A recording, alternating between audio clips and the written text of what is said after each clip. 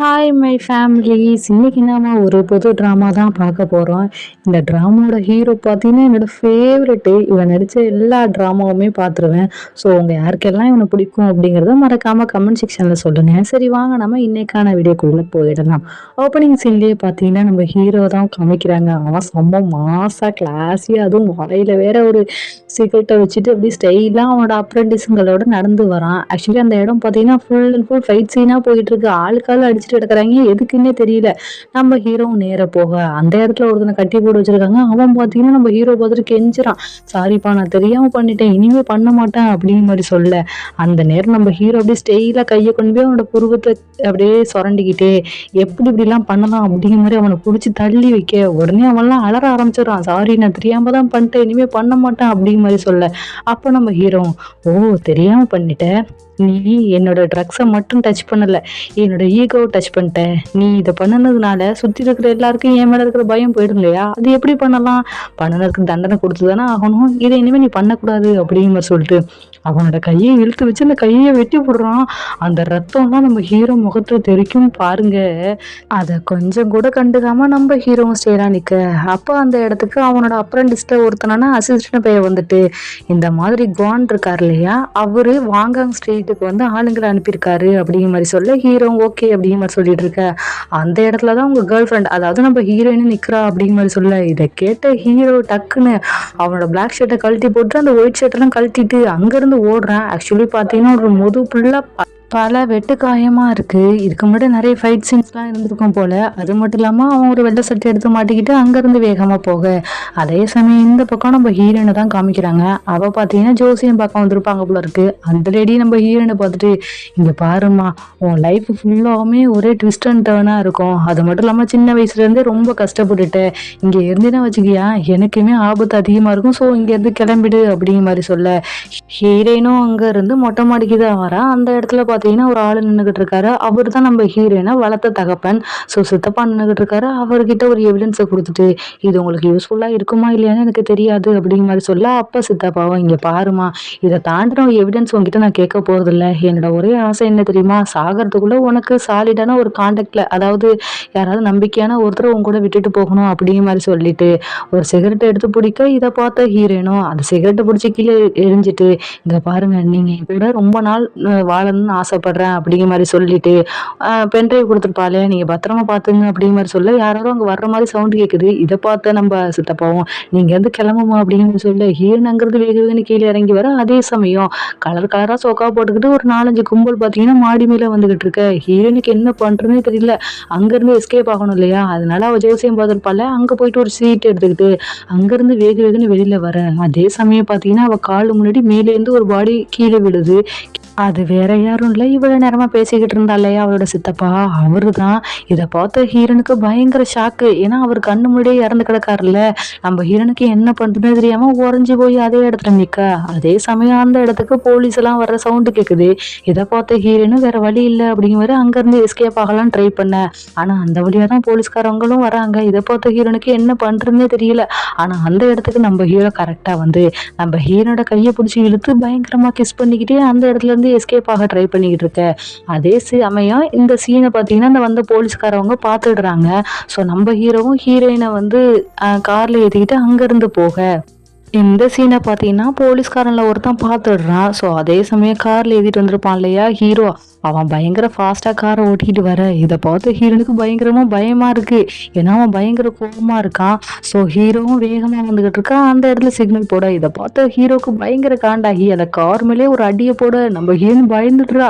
அந்த நேரம் ஹீரோவுக்கும் phone call வருது. அவன் அட்டன் பண்ணிட்டான், வந்துடுறான் அப்படிங்கிற மாதிரி ஃபோனை கட் பண்ண, அப்போ ஹீரோனா அது வந்து அப்படிங்கிற மாதிரி சொல்ல, ஹீரோ பயங்கர கோவப்பட்டு எதுவும் பேசாத அப்படிங்கிற மாதிரி கத்த, ஹீரோயின் பயந்து போய் அமைதியாக உட்காந்துருக்கா. அடுத்து ஹீரோவும் கார் எடுத்துக்கிட்டு ஏதோ ஒரு இடத்துக்கு தான் வர்றான். வந்து காரை நிப்பாட்டிட்டு பேக் டோரை ஓப்பன் பண்ணி ஹீரோயின் கிட்டக்கு போயிட்டு அவளுக்கு பிடிச்சி தள்ளி விட்டு அவள் கழுத்திலே பிடிச்சி பயங்கரமாக கடிச்சு வைக்க, இதை பார்த்த ஹீரோனுக்கு ஒன்றும் புரியல, என்ன பண்ற அப்படிங்கிற மாதிரி தள்ளி விடு. ஆனால் ஹீரோ கேட்குற மாதிரி இல்லை, மாற்றி மாற்றி கடிச்சிக்கிட்டே இருக்க.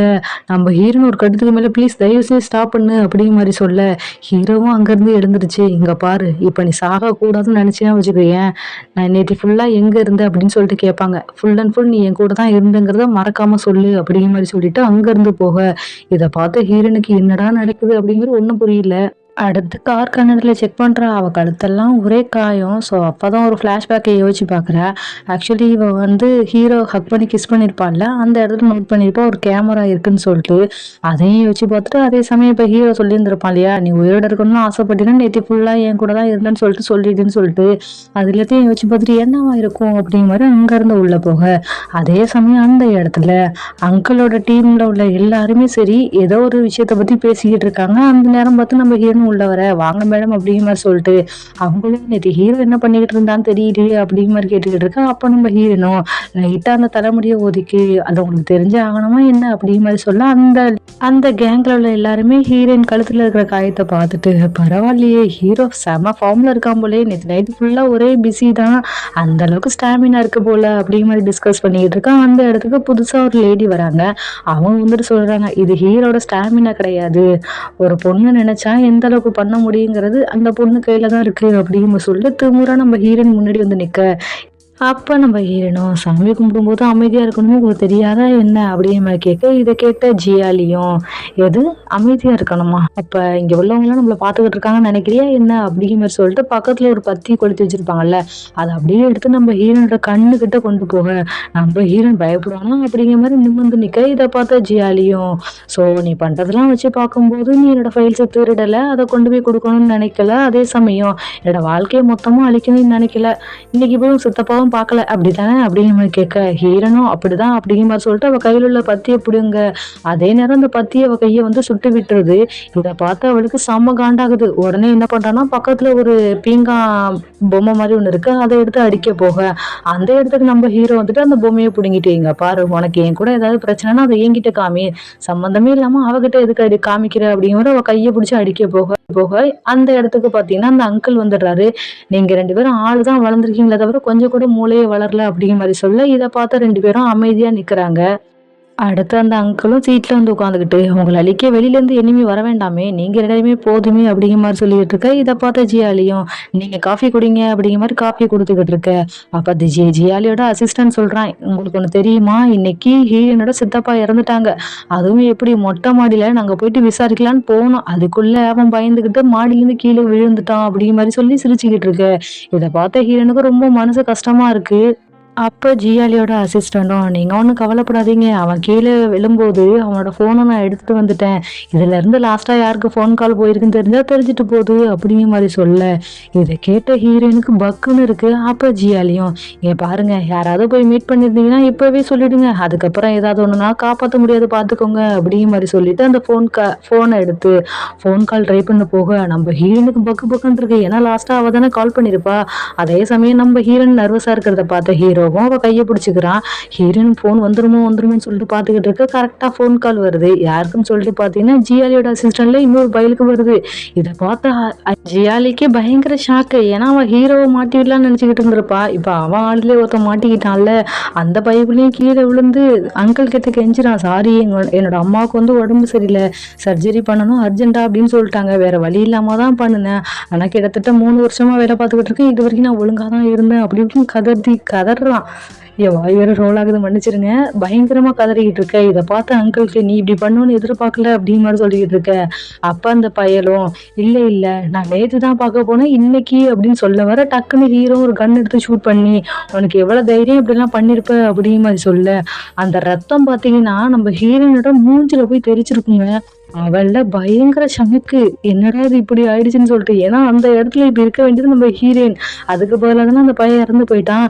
ஸோ அப்படியே அதிர்ந்து போய் நின்றுகிட்டு இருக்க. அப்ப ஹீரோவும் அங்கிளை யாராவது மாட்டி விடுன்னு நினைச்சீங்கன்னா அவங்களுக்கு இதை விட அதிகமான தண்டனை கிடைக்கும் அப்படிங்கிற மாதிரி சொல்ல, அடுத்து அங்கிருந்து எல்லாரும் போயிடுறாங்க. அதே சமயம் நம்ம ஹீரோன்னு ஷாக்காய் போய் நிக்கிறாளையா. இதை பார்த்த நம்ம ஹீரோவும் அவளோட முகத்துல இருக்கிற ரத்தத்தை எல்லாம் தொடச்சி விட்டுட்டு, நீ ஒன்றும் கவலைப்படாத, நான் உன்னை பத்திரமா பாத்துக்கிறேன் அப்படிங்கிற மாதிரி சொல்லிட்டு இருக்க. இவங்கள்ட்ட பேசிக்கிட்டு இருக்கத தூரத்துல இருந்து யாரும் நோட் பண்ற மாதிரி இருக்கு. அவங்க ஃபேஸை யாருன்னு சொல்லிட்டு காமிக்கல.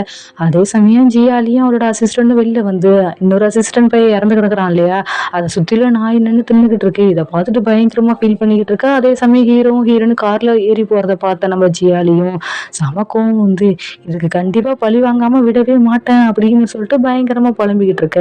அதே சமயம் இந்த பக்கம் நம்ம அங்கிளும் நம்ம ஹீரோயினை நோட் பண்ணாங்கல்ல, அந்த முகமூடிக்காரன் 2 பேரும் உட்காந்து பேசிக்கிட்டு இருக்காங்க. அப்போ அவன் சொல்றான், நல்ல வேளை அவர் இறந்து போயிட்டாரு அப்படிங்கிற மாதிரி சொல்ல, அப்பா அங்கிளும் இவர் எப்போவோ சாக வேண்டியதுதான், எப்போ பார்த்தாலும் என்னோட வழியிலே குறுக்க வந்துகிட்டு இருக்கான் அப்படிங்கிற மாதிரி சொல்லிட்டு, எனக்கு என்னமோ ஹீரோயின் மேலே சந்தேகமா இருக்கு, நீ அவளையும் வாட்ச் பண்ணு அப்படிங்கிற மாதிரி சொல்லிட்டு இருக்கு. இந்த பக்கம் நம்ம ஹீரோயின் அசிஸ்டன்ட் 3 பேரும் வீட்டுக்கு வந்துகிட்டு இருக்காங்க. வீட்டுக்கு வந்து நம்ம ஹீரோயின் இன்னைக்கு ஃபுல்லா நடந்திருக்கும் இல்லையா, அது எல்லாத்தையும் யோசிச்சு பார்த்து அவ பயங்கரமா வாந்தி எடுத்துக்கிட்டு இருக்க. அப்பதான் பாக்கெட்டுக்குள்ள கையை விட்டு அவளோட ஃபோன் எடுக்க ட்ரை பண்ண பார்த்தா அவளோட ஃபோன் இல்ல.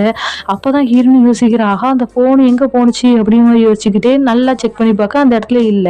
ஸோ அங்க இருந்து வெளியில வர அதே சமயம் நம்ம ஹீரோ இருக்கான் இல்லையா, அவன் தான் ஹீரோயினோட ஃபோனை வச்சிருக்கான்.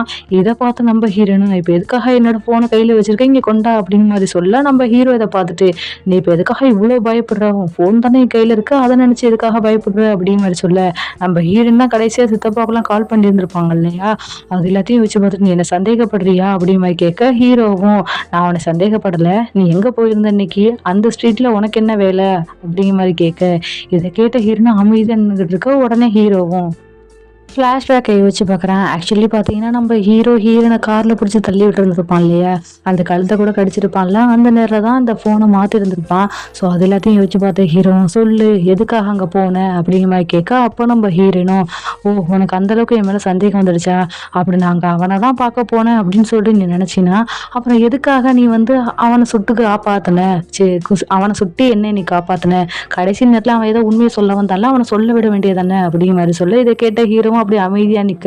உடனே ஹீரோயினும் உனக்கு இன்னும் என் மேல சந்தேகம் தீரலே இல்ல, உனக்காக நான் என்னெல்லாம் பண்ணுனேன், என் குடும்பம் கூட வேண்டான்னு சொல்லிட்டு உன் கூட வாழணுங்கிறதுக்காக வந்தேன், ஆனா உனக்கு எப்ப பார்த்தாலும் என் மேல சந்தேகம் இல்ல அப்படிங்கிற மாதிரி சொல்லிட்டு, இந்தா இதை புடி அப்படிங்கிற மாதிரி சொல்லிட்டு ஜோசியம் பார்க்க போயிருந்திருப்பான் இல்லையா, அங்க ஒரு ஷீட் எடுத்து வந்திருப்பான். அந்த ஷீட்டை கையில கொடுத்துட்டு, லாஸ்ட் டைம் நான் ஒருத்தரை மீட் பண்ணேன், அவங்க தான் நான் கன்சீவ் ஆகலை அப்படிங்கிற மாதிரி சொல்லிக்கிட்டு இருக்கக்குள்ள சொன்னாங்க, இந்த மாதிரி இந்த இடத்துக்கு போயிட்டு பேசுங்க, நீங்க சீக்கிரமே கன்சீவ் ஆயிடுவீங்க அப்படின்னு சொல்லிட்டு சொன்னாங்க. அதுக்காக தான் நான் அந்த இடத்துக்கு போனேன். ஆனா அங்க என் கண்ணு முன்னாடியே என்னோட சித்தப்பா இறந்து கிடந்தாரு. அதை பார்த்த எனக்கு என்ன பண்றேன்னே தெரியல. இவ்வளவும் சொல்லியும் உனக்கு என் மேல சந்தேகம் தீரல அப்படின்னா, இந்த அந்த போனை புடி, நீனே கால் பண்ணி கேளு அப்படிங்கிற மாதிரி ஏதோ ஒரு நம்பருக்கு கால் பண்ணேன். நம்ம ஹீரோவும் ஹீரோனை பார்த்துக்கிட்டே நிக்க, இப்படி இந்த இடத்துல இந்த எபிசோட் முடிச்சிட்டாங்க மக்களே. இதுக்கப்புறம் என்ன நடக்குது அப்படிங்கிறது நெக்ஸ்ட் எபிசோட்ல பார்த்துடலாம். எப்போதும் போல இந்த வீடியோ உங்களுக்கு பிடிச்சிருக்கும் நான் நம்புறேன். இந்த வீடியோ உங்களுக்கு பிடிச்சிருந்துச்சுன்னா லைக் பண்ணுங்க, ஷேர் பண்ணுங்க, கமெண்ட் பண்ணுங்க, மறக்காம சப்ஸ்கிரைப் பண்ணி பக்கத்துல இருக்கிற பெல் ஐகானை கிளிக் பண்ணி வச்சுக்கோங்க. அப்பதான் நான் போடுற வீடியோஸோட நோட்டிபிகேஷன் உடனே கொண்டு வரும். Thank you, Tata, bye bye.